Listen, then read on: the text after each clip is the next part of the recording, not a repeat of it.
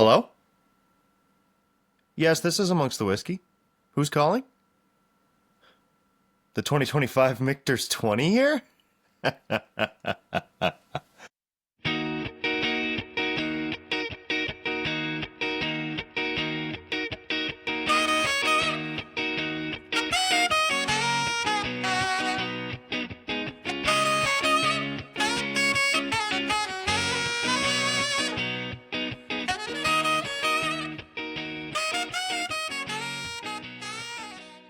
What is up, my friends? It is your host, Nick Anderson, also known as Amongst the Whiskey. And as you saw, today we are getting into the 2025 release of the Michter's 20-year bourbon. This release is insane. At an MSRP of $1,200, it's easily one of the most exclusive, most sought-after bourbons in Kentucky bourbon. It comes in this ultra bougie box, a very similar box that they use for the Michter's 25 year, as well as the bottle your own experience. If you've never done the Michter's bottle your own experience at the Fort Nelson distillery, highly recommend you get down to Louisville, try that out. I doubt they're going to have a bottle of the Michter's 20 year available, but you never know. Let's have a peek inside. Just wow. I mean, look at that presentation. Does anybody do bourbon presentation this bougie? I suppose it's rightfully earned. It spent 20 years in a barrel before they decided to bottle it. I guess you should do up the packaging a little bit. So the 20-year expression is a sourced expression. Michter's has not been back in business for 20 years in order to have whiskey this old. So this is sourced from an undisclosed Kentucky distillery. There have been rumors about what that distillery may be, but for such a hefty price tag, you might be wondering, is the whiskey inside worth it? Well, I'm going to pop this bottle, have a taste, and give you the inside scoop on if Michter's 20 year is worth your hard-earned dollar. Let's get into it. Yep.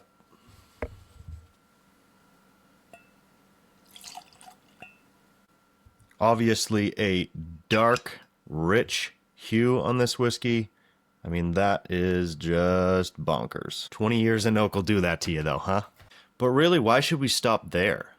No good tasting is really done with just one glass of whiskey. Maybe we should compare to a previous year of another 20-year expression?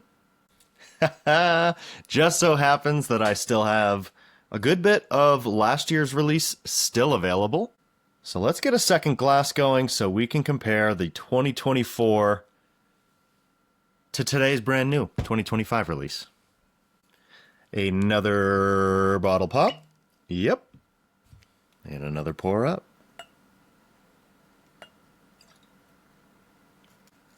This bottle obviously a little lower, but I do have a full write-up. I will link that down in the description for you. I have a full write-up on the 2024 already done. I have a full write-up of the 2025 already done. So really, this is me just going above and beyond for you, my dear viewer. So for tracking purposes, if you're paying attention at home, the Amongst the Whiskey glass is going to be the 2025 release. This Mass Bourbon Alliance glass is going to be our 2024. I already know I like the 20-year release better than the 25-year release.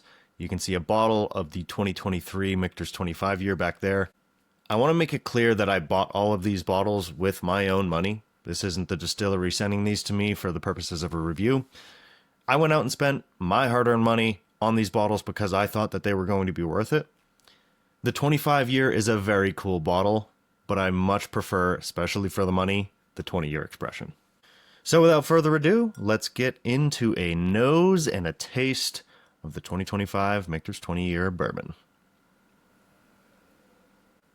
I mean, oh my gosh, immediately I stick my nose in the glass, I'm immediately just bombarded with these creamy tones, these vanilla extracts, these butterscotch tones. I'm almost getting a little bit of flan in here. I mean, uber rich, and I don't even have to think about it for a second. These notes are just flying up my nose. The glass is so good at just punching out some of those bigger aromas. The Michter's 20-year expression historically has done this really well. The 2025 release is no exception. Ooh, what's interesting here, a little bit of like a cherry cordial. It's very sweet, maybe leaning into a maraschino cherry juice. Very good, though. Doesn't really scream hyper-aged. It doesn't scream over-oaked at all. There's still some leather tones. There's some decent wood spice. I'm getting allspice, a little bit of clove, cinnamon, nutmeg, all those traditional tones you would expect out of oak without really being oaky. There's certainly no tannins here on the nose. And to me, it just smells like very well seasoned wood in that regard. And with how old this whiskey is, this whiskey's kind of from a bygone production era where maybe the oak would have been a little bit older, maybe longer air seasoning durations. This was probably distilled before the bourbon boom. I mean, we're talking 2005 at a minimum. That was still kind of in that era where bourbon wasn't huge, at least in the US. So what a unique experience to be able to nose through this, to be able to taste this. I got to call myself a little bit lucky here, and I really am, to be in the position where I get to talk to you about whiskeys that are this great. Cheers to that.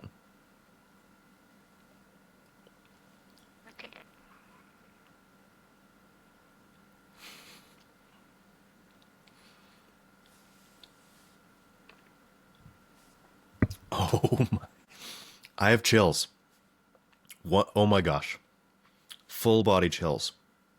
Coming up from, my very happy stomach, rising through up into my head. I can feel my eyebrows tingling. I can feel the hair on the back of my neck standing up. The hair on my arms is standing up. That is so good. That is divine. And I mean divine in the truest sense of the word. That is exquisite whiskey, the likes of which I have not tasted anything like this in 2025. There are no other whiskeys on the market that are capable of doing this profile. There may be some other 20-year whiskeys on the market. They do not taste like this. Promise you. I'm still getting chills. This is such a beautiful whiskey. I want another sip. I'm going in.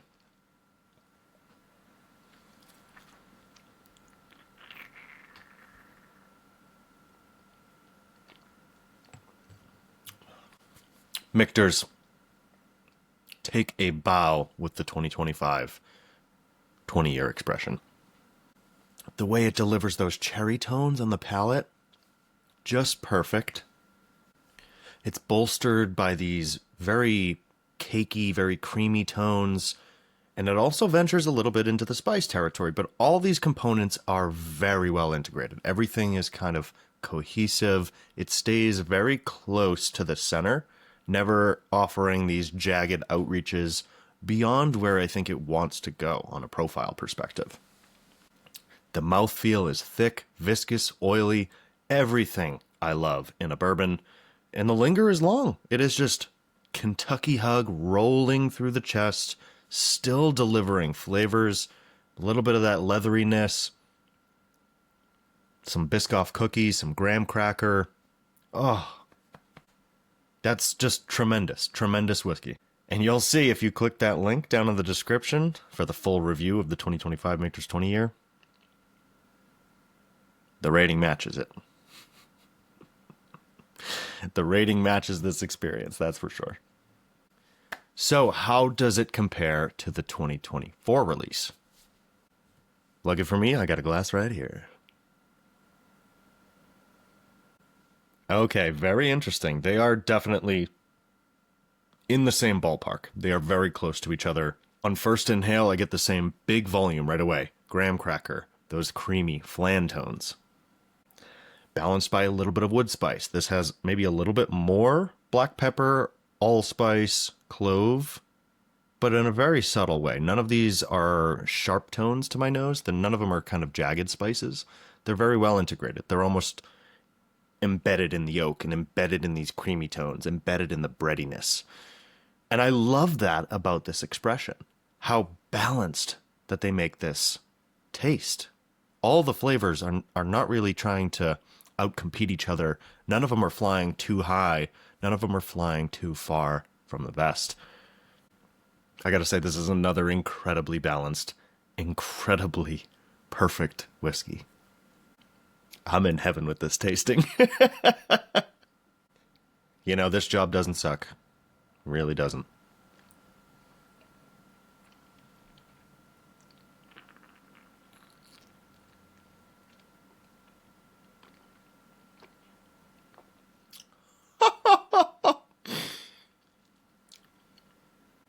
Same perfect delivery.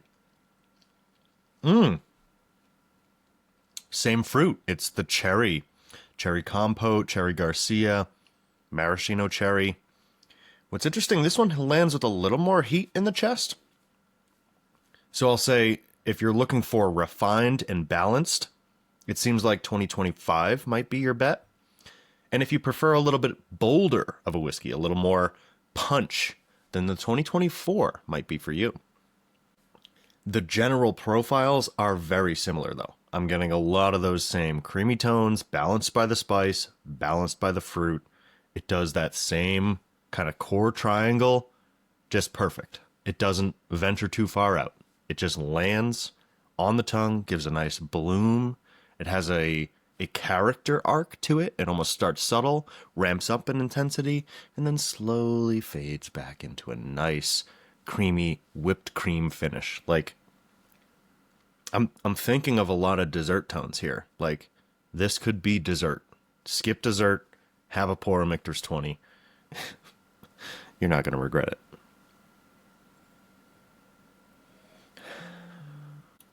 I mean, this nose is just the bomb. It is so good. One more sip for posterity.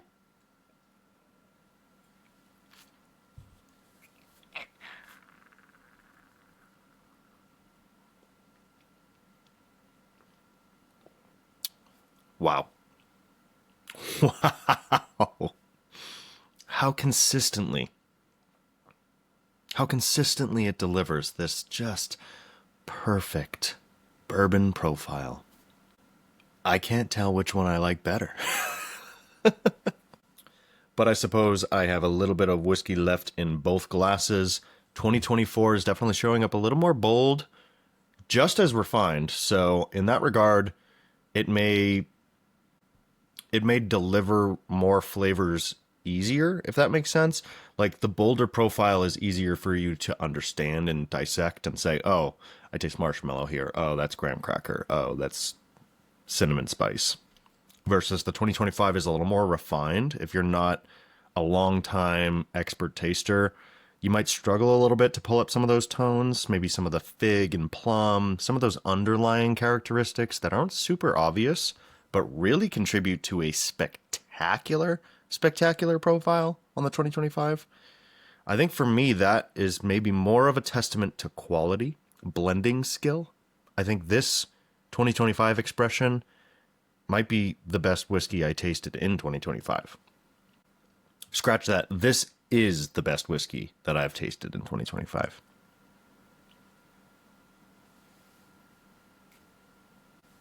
Mic drop. This is it.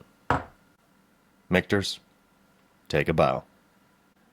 In reviewing all of the whiskeys that I tasted this year, I took a look at my website, and prior to the 2025 Michter's 20-year review, I had not given out a single 5 out of 5 rating on amongstthewhiskey.com.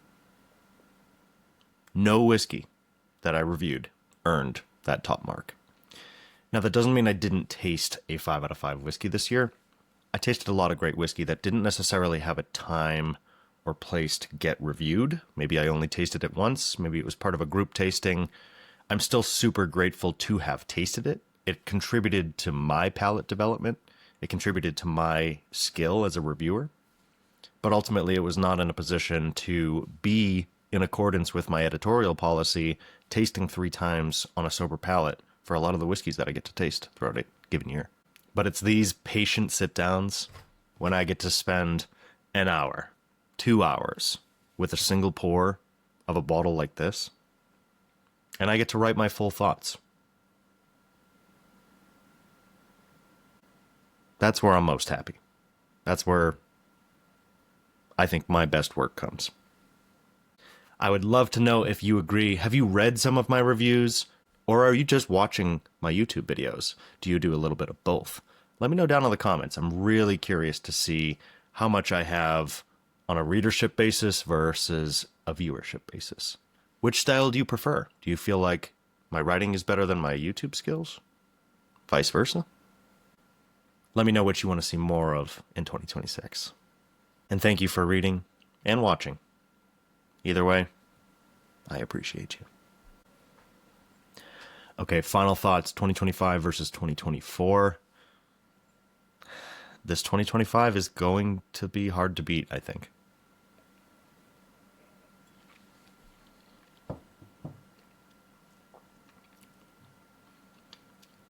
After that taste, I'm going to say it's going to be nigh on impossible to beat that whiskey this year. I still have a few reviews I'm going to knock out before the end of the year, so stay tuned on amongstthewhiskey.com. But we're right here at the buzzer, and my top 25 bourbon and rye lists are going to be hitting the website here pretty soon as well. And right now, the 20-year Michter's 2025 is in the number 1 spot on that list for me. You heard it here first. There's still time for that to change, so make sure you check out that article when it drops. Last chance for the 2024 Michter's 20-year to usurp the wonderful greatness of the 2025 Michter's 20-year. 2024, here's your chance. Wow me.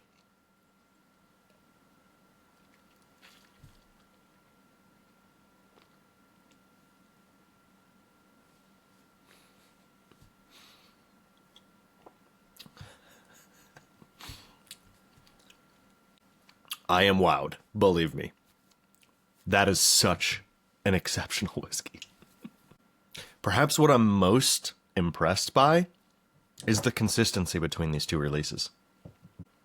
It almost tastes like it could be the exact same whiskey, just at a different oxidation level. It really tastes nearly identical. 2024 versus 2025. So darn close. I think the only differences you're going to find, especially on a bottle that is maybe half full versus a bottle that just got opened this month, are the oxidation levels. Time and exposure to new air is going to change the flavor profile. It's going to change the proof of that whiskey. And so the experiences can change over time. I think in general, the Michter's 20-year expression, though, should probably get better with time. A little oxidation is going to tone down some of the heavy oak tones. It's going to remove some of the wood spice, really round out into that creamy, sweet, fruity profile. So it's kind of with that understanding that I am definitely going to give the nod to the 2025 Michter's 20-year bourbon. That is the bourbon of the year. I mean, that is such an exquisite expression. Nothing like this bottle has hit market, has hit my palate quite like this bottle has. That's a pinnacle whiskey right there. And it earns the Amongst the Whiskey 5 out of 5 rating. Easily in number 1 bourbon that I've tasted this year. And if you read the 2024 Michter's 20 review, you'll see that the rating is up there as well. So this was kind of splitting hairs. These were very close. Both of these expressions are truly exquisite bourbon. And I'm quite curious to see how this bottling evolves in future years. Is it going to change profile? Are they going to remain consistent year to year for another decade until maybe Michter's has 20-year aged stocks of their own that they get to produce under their own label? They're now at that 10-year mark. I still don't think that they're putting their own distillate into the 10-year bourbon or rye expressions. Still tastes sourced to me. The label still indicates that it's sourced, so I will continue to watch that like a hawk. I will tell you if I learn anything from my friends in the industry. But for now, just keep enjoying some of these fantastic, fantastic expressions. Sourced is not a bad thing. Michter's is putting great whiskey into this bottle. They have connections through their industry partners on where to get wonderfully aged stocks like this. And honestly, I don't think they're really overpricing them for what this is. Like $1,200 for something this old is kind of reasonable in my mind. I know not everybody is going to have the ability to splurge on this bottle, but if you do have the spending capability and you're a person that has tasted quite a bit of Kentucky Straight Bourbon across many different distilleries, this is a bottle that you need on your shelf. This is a bottle that is going to be a centerpiece for your bar. Anybody that sees this is going to recognize that you are somebody with exquisite taste, because it is truly exquisite bourbon. So that's about all I'm going to wax poetic on this bourbon here today, folks. I really appreciate you tuning in. Make sure you like, subscribe to the YouTube channel. Every single one counts. And I look forward to seeing you in the next episode. But until then, my friends, keep it amongst the whiskey.